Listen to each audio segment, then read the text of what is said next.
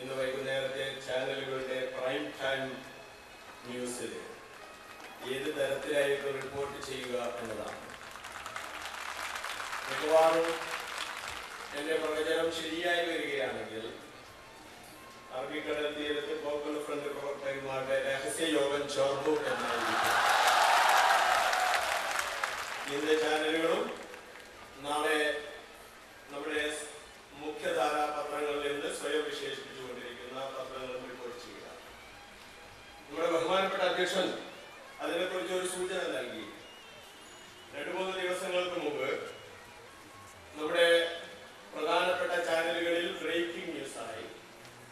ഇവർ യഥാർത്ഥത്തിൽ breaking news കൊടുക്കുകയാണോ അല്ലെങ്കിൽ ഉള്ള ന്യൂസ് ബ്രേക്ക് ചെയ്യുകയാണോ എന്ന സംശയം ഞങ്ങൾക്ക് ഇപ്പോഴുണ്ട്.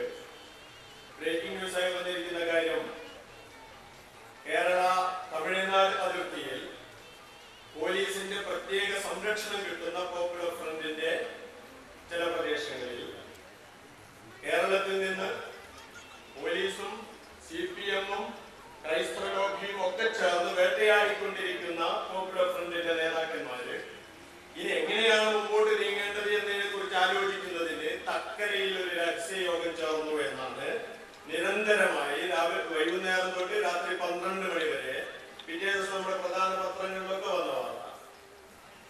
അത് സംബന്ധിച്ച് യാതൊരു വിശദീകരണവും നൽകുന്നതിന് സ്വാഭാവികമായും നമ്മുടെ മാധ്യമങ്ങൾക്ക് ജനങ്ങളോട് പ്രത്യേകിച്ച് ഒരു ബാധ്യതയില്ലാത്തത് കൊണ്ട് അവരൊരു വിശദീകരണവും നൽകിയില്ല.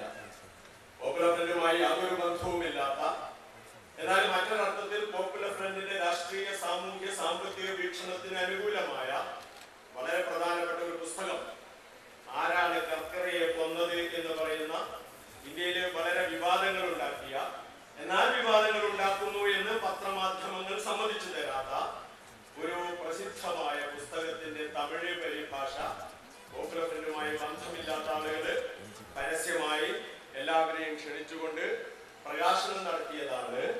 പോപ്പുലർ ഫ്രണ്ടിന്റെ പ്രവർത്തകന്മാര്, നേതാക്കന്മാര്, പരിഭ്രാന്തചിത്തരായ കേരളത്തിലെ നേതാക്കന്മാര് രഹസ്യ യോഗം ചേർന്നതായിട്ട് നമ്മുടെ മാധ്യമങ്ങൾ പ്രസിദ്ധീകരിച്ചു.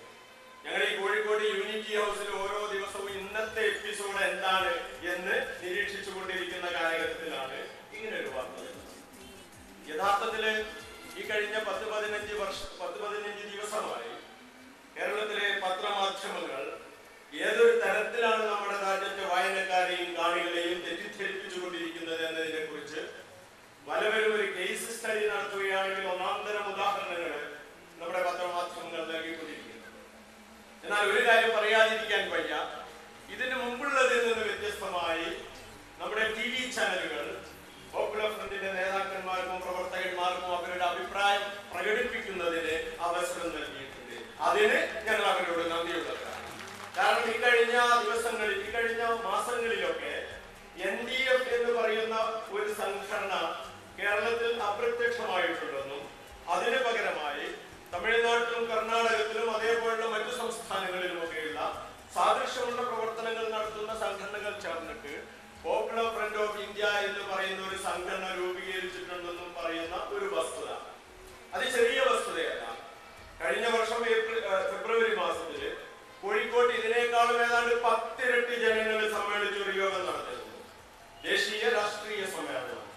ആ രാഷ്ട്രീയ സമ്മേളനത്തിൽ വെച്ച് വിവിധ സംസ്ഥാനങ്ങളിൽ നിന്ന് വന്നിട്ടുള്ള, ഈ രീതിയിൽ പ്രവർത്തിക്കുന്ന വിവിധ പേരുകളിലുള്ള, എന്നാൽ സാമൂഹ്യമായും രാഷ്ട്രീയമായും ഒരേ വീക്ഷണമുള്ള സംഘടനകൾ ചേർന്നിട്ട് പോപ്പുലർ ഫ്രണ്ട് ഓഫ് ഇന്ത്യ എന്ന് പറയുന്ന സംഘടന രൂപീകരിച്ചപ്പോൾ പോലും ആ സമ്മേളനത്തെ കുറിച്ച് വളരെ ചെറിയ വാർത്തകൾ മാത്രമേ നമ്മുടെ പത്രമാധ്യമങ്ങൾ പ്രസിദ്ധീകരിച്ചുള്ളൂ.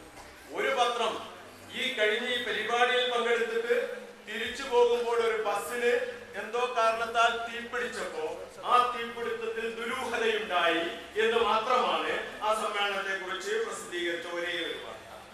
അതുകൊണ്ട് ഞാൻ പറയുന്നത്, ഈ തരത്തിലുള്ള തമസ്കരണം വ്യാപകമായി നടന്നുകൊണ്ടിരിക്കുമ്പോൾ ഈ NDF എന്ന് പറയുന്ന സംഘടന ഒന്ന് മനസ്സിൽ നിന്ന് പോക്കുന്നതിന് എന്ത് വഴി എന്ന് ഞങ്ങൾ അന്വേഷിച്ചുകൊണ്ടിരിക്കുമ്പോഴാണ് നമ്മുടെ മൂവാറ്റുപുഴയിൽ പ്രാദേശികമായ ഒരു അക്രമം നടന്നതും പത്രങ്ങളും ചാനലുകളും ഒക്കെ NDF-നെ വിട്ട് പോപ്പുലർ ഫ്രണ്ടിനെ കുറിച്ച് വ്യാപകമായി ചർച്ച ചെയ്യുകയും ചെയ്തത്. അത് ഇതിന്റെ ഒരു പ്ലസ് പോയിന്റ് ആയിട്ട് ഞങ്ങൾ തീർച്ചയായും പറയുകയും അതിന് ചാനൽ പ്രവർത്തകന്മാർക്ക് പ്രത്യേകമായി നന്ദി രേഖപ്പെടുത്തുകയും ചെയ്യുന്നുണ്ട്.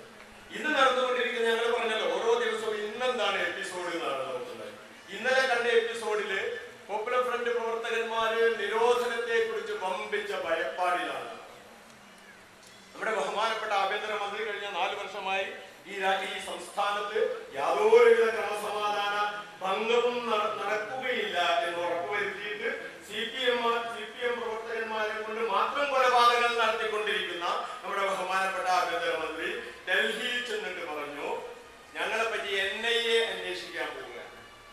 നാഷണൽ ഇൻവെസ്റ്റിഗേറ്റീവ് ഏജൻസി, ഭയങ്കര ഏജൻസിയാണ് അത് കേട്ടോ. നിങ്ങള് നാഷണൽ ഇൻവെസ്റ്റിഗേറ്റീവ് ഏജൻസി ഇന്ത്യയിൽ അന്വേഷിക്കുന്ന 5 or 6 പ്രധാനപ്പെട്ട സംഭവങ്ങളിൽ 2 കേരളവുമായി ബന്ധപ്പെട്ടതാണ്. ഒന്ന് കോഴിക്കോട്ട് ഇരട്ട സ്ഫോടനം എന്ന പേരിൽ 2 ശിവകാശി പടക്കങ്ങൾ പൊട്ടിയ സംഭവം. രണ്ടാമത്തത് ബാംഗ്ലൂരിലെ ഒരു സ്ത്രീ, അതും ഈ സ്ഫോടനവുമായി യാതൊരു ബന്ധവുമില്ലാത്ത സ്ത്രീ, വളരെ അകലെ നിന്ന് സ്ഫോടനത്തിന്റെ ശബ്ദം കേട്ടിട്ടോ അല്ലെങ്കിൽ ആളുകളെ ലഹള ഉണ്ടാക്കുന്നത് കണ്ടിട്ടോ ഹൃദയസ്തംഭനം മൂലം മരിച്ച ഒരൊറ്റ കാഷ്വാലിറ്റി മാത്രമല്ല ബാംഗ്ലൂരിലെ സ്ഫോടന പരമ്പര.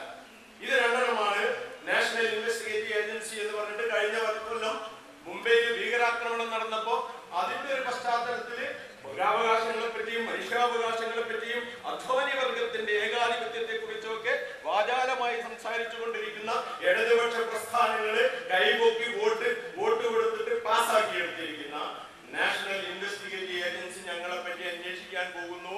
അത് അന്വേഷിച്ചു കഴിഞ്ഞാല് അതോടുകൂടി നിരോധനം വരും എന്നുള്ള ഒരു ദുസ്സൂചന ശ്രീ കോടിയേരി ബാലകൃഷ്ണൻ നൽകിയിട്ടുണ്ട്. ഒരാളുടെ കൈവെട്ടുമ്പോ ഒരു സംഘടനയെ നിരോധിക്കുകയാണെങ്കിൽ കേരളത്തിൽ CPM-നെയും RSS-നെയും എത്ര പ്രാവശ്യം നിരോധിക്കേണ്ടി വരും എന്നാണ് ഞങ്ങൾ ചോദിക്കുന്നത്. എത്ര പ്രാവശ്യം നിരോധിക്കേണ്ടി വരും? കോൺഗ്രസ്സുകാരെ വരെ നിരോധിക്കേണ്ടി വരും.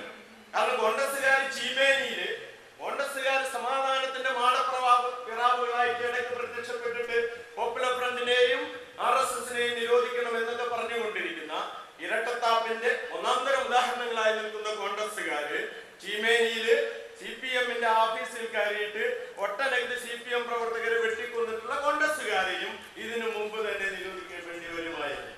പേടിപ്പിക്കരുത് സഖാക്കളെ എന്നാണ് എനിക്ക് പറയാനുള്ളത്. ഞങ്ങൾ അങ്ങനെ മൂക്കിൽ വലിക്കാനൊന്നും പറ്റില്ല.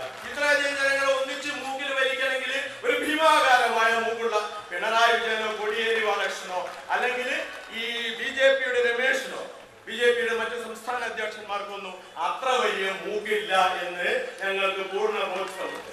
ഞങ്ങളെ സങ്കടപ്പെടുത്തുന്ന കാര്യം അതൊന്നുമല്ല. ഒരു അധ്യാപകന്റെ നേരെ ആക്രമണം നടത്തും, അപലപിച്ചു ഞങ്ങള്. ദുഃഖകരമായ സംഭവം, ദാരുണമായ സംഭവം. അങ്ങനെയൊന്നും സംഭവിക്കാൻ പാടില്ലായിരുന്നു. പ്രാദേശികമായി നടന്ന ഒരു സാഹസികത. അതിന്റെ അടിസ്ഥാനത്തിൽ കേരളത്തിൽ 10-20 ദിവസമായി